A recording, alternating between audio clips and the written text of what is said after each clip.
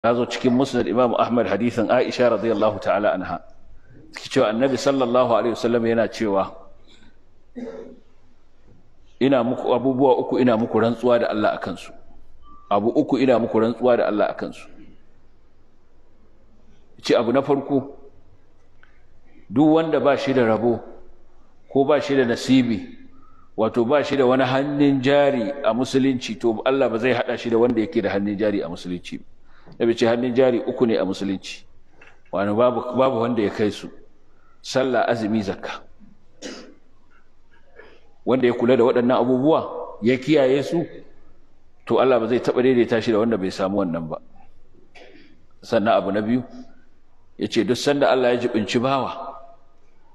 jibinci bawa ya zama nashi a nan duniya, to kuwa ranar gobe kiyama Allah ba zai kyale shi da wani ba, shi zai jibince shi a ranar lahira.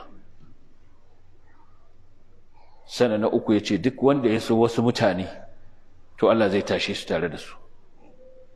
Duk mutumin da ya so wasu, to tare da su Allah zai tashe shi, za a tattara shi tare da su.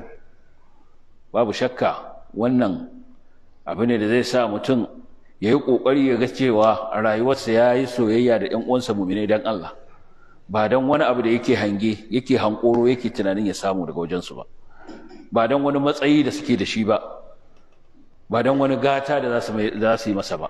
Yana son su ne don Allah, kamar yadda yayin da za su kaucewa hanyar Allah zai ji baya son su akan wannan. To wannan ita ce mahabba fillah, soyayya don Allah.